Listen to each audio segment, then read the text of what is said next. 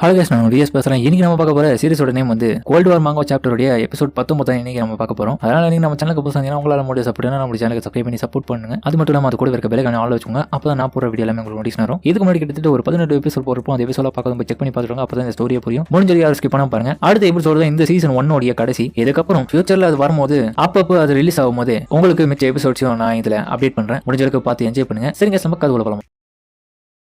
இந்த எபிசோட்ல யோனாவும் ஒருத்தனை அடிச்சிருப்பாங்க.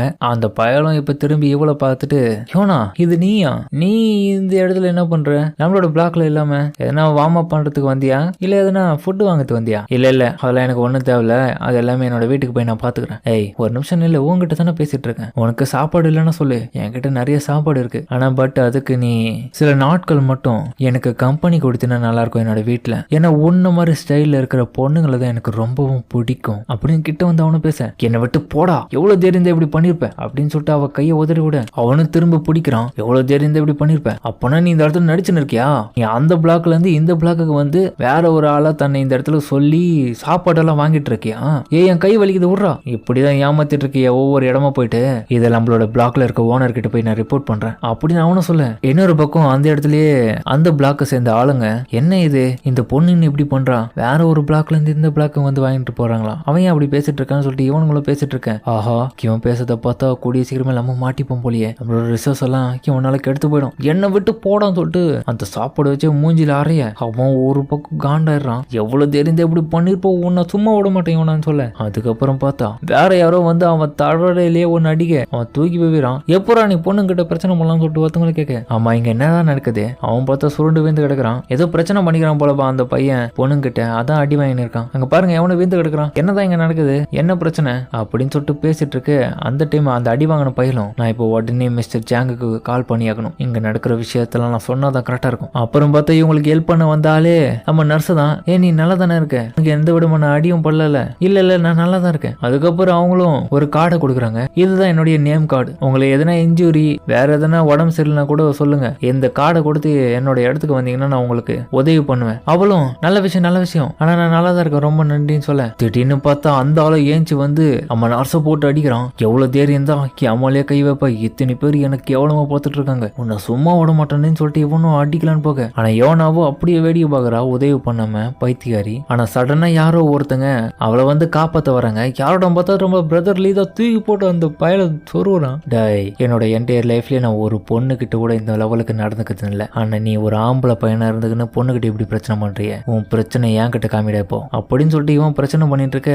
ஓனர் ஜாங்கோ அந்த இடத்துக்கு வந்துடுறான். எக்ஸ்கியூஸ் மீ, நீங்க எல்லாரும் இங்க என்ன பண்றீங்க? மிஸ்டர் ஜாங், ஜாங் பா இங்க வந்திருக்காரு. மிஸ்டர் ஜாங், இந்த பொண்ணு இருக்கால, இவ நம்மளோட இடத்த விட்டு இந்த இடத்துக்கு வந்து ரிசோர்ஸ் எல்லாம் வாங்கிட்டு போற எக்ஸ்ட்ராவா, இது தப்பு தானே? அதுவும் வேற ஒருத்தரோட பேர் சொல்லி இந்த இடத்துல வாங்கிட்டு போறா, பொய் சொல்லிட்டு இருக்கான்னு சொல்லிட்டு இவனு சொல்லிட்டு இருக்க. எவ்வளவு தைரியம் தான் இப்படி சொல்லிருப்ப? நீ அவ மேல பழி போடுறியாடா? அவ இந்த மாதிரி பண்ணான்னு பாத்தியா? நீ தாண்டா அவகிட்ட தப்பா நடந்துக்கின, இதுக்கு பதிலா பொய் சொல்றியான்னு சொல்லிட்டு பிரதர்லியும் கடுப்புல கேட்க. அப்ப பிரதர்லியே ஒரு நிமிஷம் ஷாக் ஆகுது. என்னடான்னு பார்த்தா ஓனர் ஜாங்கும், டேய் உனக்கு எவ்வளவு தைரியம் தான் ஓனர்ஸோட கமிட்டியில இருந்துன்னு நம்ம தாண்டா எல்லாரையும் ப்ரொடெக்ட் பண்ணணும், வீக்கான ஆளுங்களை நீ எப்படி போட்டு அடிக்கலாமா? அது மட்டும் இல்லாம இந்த மாதிரியான பொண்ணுங்க கிட்ட தப்பா நடந்துக்க பாத்தியா? எல்லாத்துக்கு பொறுப்பு நீ தான் ஏத்துக்கணும், நம்மளோட டியூட்டி என்ன மறந்து போட்டியா? என்ன மன்னிச்சிருங்க மிஸ்டர் சாங், இது எல்லாமே என்னோட ஃபால்ட் தான். போடா முட்டாள், இந்த மாதிரியான ஆள்லாம் என் கூட வச்சுன்னு இருக்கிறதே தப்பு. அதுக்கப்புறம் இவங்க 2 பேருக்கு மட்டும் வந்துட்டு, சரி நீங்க 2 பேரும் உங்களுடைய வேலையை கண்டினியூ பண்ணுங்க, என்ன மன்னிச்சிடுங்க, அவனுக்காக நான் மன்னிப்பு கேட்டு நான் அப்புறம் சொல்ல. ஆனா நம்ம பிரதர்லயும் இல்ல, நீங்க வேணா ஒன்னா வேலை பாருங்க, எனக்கு உங்க கூட எல்லாம் குரூப்பா சேர்ந்து வேலை செய்யறதுலாம் பிடிக்காதுப்பா, நான் இந்த இடத்த விட்டு போறேன், ஏன்னா எந்த நேரமும் நான் சாகிறதுக்கான வாய்ப்பு இருக்கு அப்படின்னு பிரதர்லயும் கிளம்ப.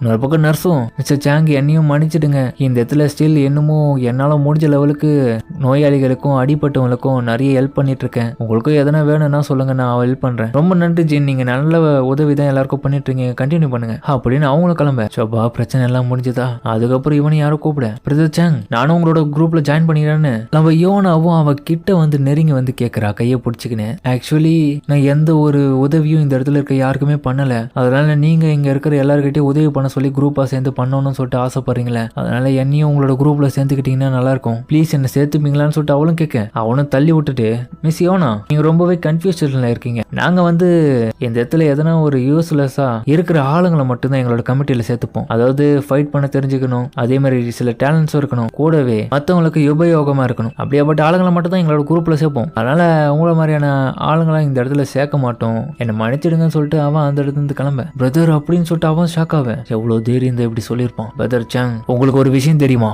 எனக்கு இந்த இடத்துல ரொம்பவும் நிறைய ரிசோர்சஸ் இருக்கிற தேங்கி இருக்கிற இடம் எனக்கு தெரியும். இதை கேட்டு அவனை ஷாக் ஆகி இவளை பார்க்க இப்பதான் பிரச்சனையை ஆரம்பிக்கிறாவன். அதுக்கப்புறம் ஹீரோ இருக்கிற இடத்த காமிக்க எல்லாமே நல்லா தான் போயிட்டு இருக்கு. அதுக்கப்புறம் நம்ம குட்டி பொண்ணும் ஹீரோவோட ரூம்ல தான் இருக்கா. அவளும் பார்த்தா திடீர்னு கை உள்ள ஒரு போர்ட்டல் மாதிரி வர வச்சு அதுல இருந்து நிறைய பொருட்கள் எடுத்து போட ஹீரோவும் இதை பார்த்துட்டு ஷாக் ஆகுறான். என்ன இது, இதுல இருந்து இவ்வளவு பொருட்கள் வச்சிருக்க? அதுக்கப்புறம் அவ தேவையில்லாத பொருட்கள் இருக்கு. ஏய், எதுக்காக இந்த மாதிரியான பொருட்கள் சேர்த்து வச்சிருக்க இதுல? ஹபா, உண்மையை சொல்ல போனா சிம்பிளா இந்த மிடில் ஸ்கூல் பொண்ணு கிட்ட இப்போதைக்கு டிமென்ஷனல் ஸ்டோரேஜ் எபிலிட்டி எல்லாம் இருக்கு. இவ்வளவு என்ன மாதிரியே தான் போல.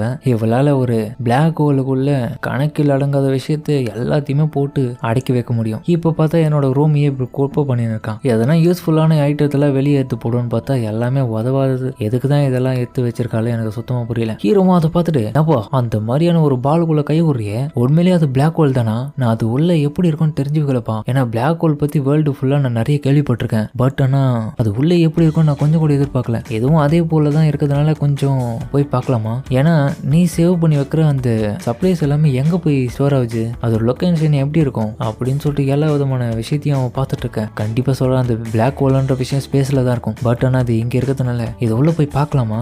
உள்ள போய் பாரு அப்படின்னு அவனும் சொல்ல. அப்படியா, முதல்ல என் கையை ஊறான்னு சொல்லிட்டு அவனும் விட எந்த ப்ராப்ளமும் இல்லை. அதுக்கப்புறம் தன்னோட முகத்தைய ஃபுல்லா உள்ள விட்டு பாக்குறான். என்ன இது? ஆஹா, என்ன இது, இவ்வளவு பெரிய இடமா, இவ்வளவு பெருசு, இவ்வளவு பொருட்கள் எடுத்து வச்சிருக்கான்னு சொல்லிட்டு அவனும் ஷாக் ஆவேன். இப்பதான் ஹீரோக்கு ஒரு விஷயம் புரியுது. ஆஹா, ஒரு நாள் நியூஸ்ல ஒரே நைட்ல ஈஸ்ட் ரீஜன்ல இந்த சூப்பர் மார்க்கெட்ல இந்த மொத்த பொருட்களும் காணாம போயிடுச்சுன்னாங்களே, அப்பனா இவ பார்த்த வேலை தானா?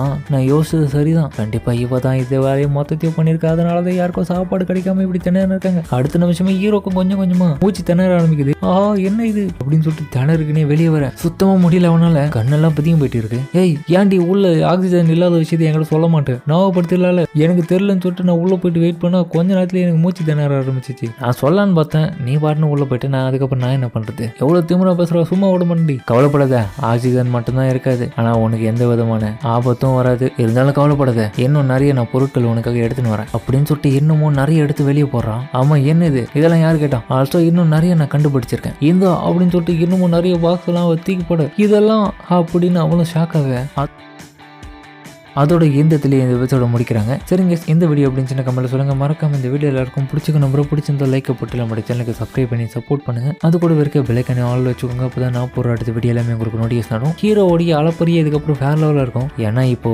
ஹீரோவோட பிளாக்ல வந்து ஹீரோவை தவிர அப்புறம் அந்த பொண்ணையும் தவிர வேற யாருக்கிட்டையும் சப்ளைஸ் அவ்வளோவா இருக்காது. பட் ஆனால் யோனா வந்து ஹீரோ கிட்ட சப்ளைஸ் இருக்கிற விஷயத்த மிஸ்டர் ஜாங் கிட்ட சொல்லிட்டான். இதுக்கப்புறம் கும்பலா சேர்ந்து நம்ம ஹீரோவோட ரிசோர்ஸை எடுக்கிறதுக்காக வர போறானுங்க. ஹீரோவும் அதுக்கேற்ற மாதிரி ட்ராப்ல செட் பண்ணி எப்படி இவனுங்களை ஏமாத்துறான்றத பொறுத்து இருந்து பார்ப்போம். முடிஞ்சளவுக்கு இந்த வீடியோ பிடிச்சவங்க லைக்கை போட்டு கூடவே சேனலை சப்ஸ்கிரைப் பண்ணி வச்சுங்க. அப்பதான் நான் போடுற அடுத்த வீடியோ எல்லாமே உங்களுக்கு நோட்டிஃபிகேஷன் வரும். சரிங்க, இந்த வீடியோ முடிச்சுமா.